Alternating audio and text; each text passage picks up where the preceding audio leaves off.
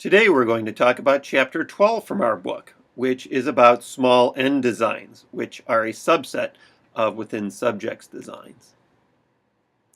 So we've been talking about large n designs, and that really encompasses studies with 30 participants per condition based on power analysis. So really the vast majority of research that's done deals with large n designs.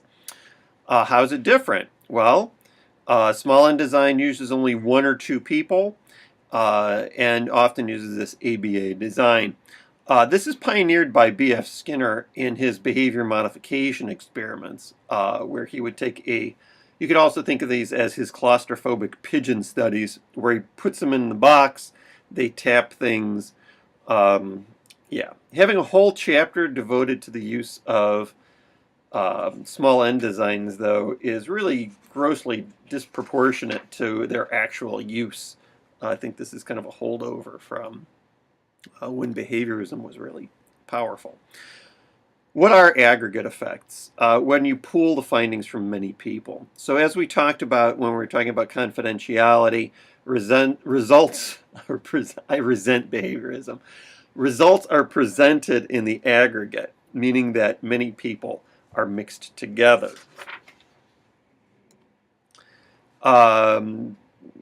Small n researchers argue that large n studies ignore individual subject responses to the independent variable and report aggregate results or trends.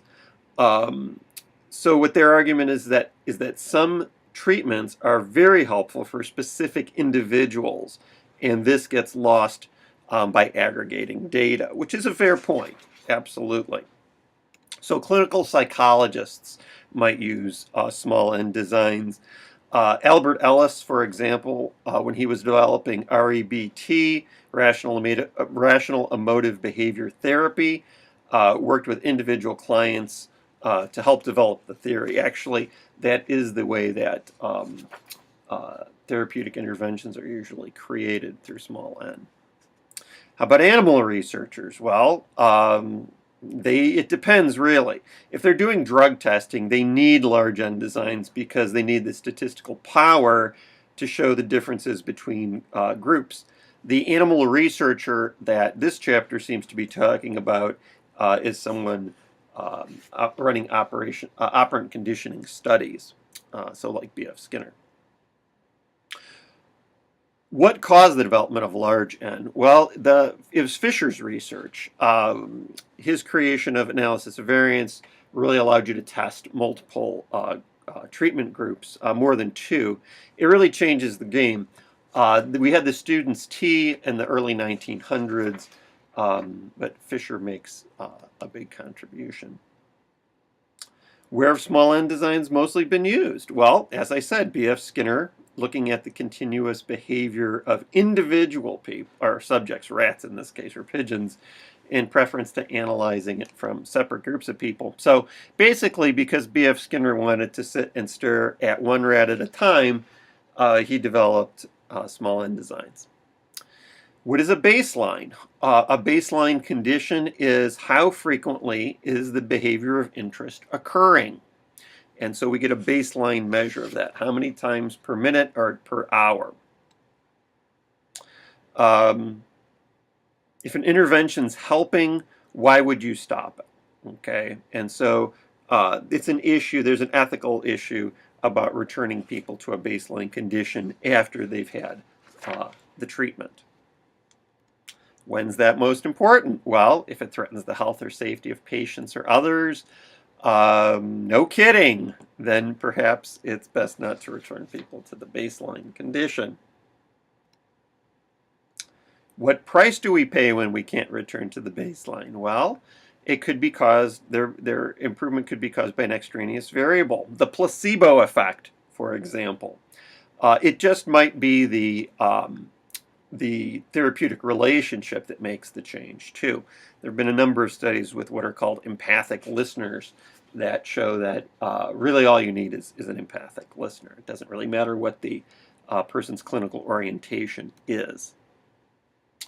What about a multiple baseline design? Well, a series of baselines and treatments for the same person and once the treatments, they're not withdrawn, which gets you around some ethical issues. Right, and you can just read along. I don't really have anything to add. This is absolutely, yep, that's how that works. Multiple baseline design, that's an ethical relief because you never withdraw the treatments. How do researchers analyze data from small n experiments? By visually inspecting it. So this is ideal for people who can't do statistics. But you can also use statistics to analyze small n designs. And we have to keep in mind, too, these are actual experiments. They're just done with one person or two people. You could be very concerned. This is an external validity question about can you generalize from a single person to an entire population? Freud builds his theory of psychoanalysis from really just a few people in Vienna with conversion disorder. He labeled it hysteria, now we'd call it conversion disorder. So it really becomes a question, can you generalize? Oh, and he builds his whole, I should mention, Freud builds his entire theory of neurosis from those people. Can you build a theory that applies to everybody based on a few people? A changing criterion design. You incrementally increase. Well, I'll give you an example. When you're doing weight training, as you get stronger, you work with heavier weights, and so you're changing the criterion as you move along. So, and in the weight training program, of course, the experiment ends. You go home, you sit on the couch, watch TV, and lose all those gains. What are changing criterion designs? Well, reinforcements for successive approximations of the target behavior. This is called shaping. B.F. Skinner actually, his autobiography is titled The Shaping of a Behaviorist, which is kind of a funny pun if you're not a very funny person. What is a discrete trials design? A small n design without baselines used in psychophysical research. What you're really hoping for here is that there's very few individual differences between people. That is the definition. Yes, no baselines and hundreds of thousands of times administered to each subject. What are the benefits? Well, hopefully everyone has the same or similar sensory systems, and so you can generalize from a small number of people to the rest of the population. Remember, though, it says, if you're getting very reliable measurements, reliability is not the same as validity. Reliability just means consistency. Validity means truth.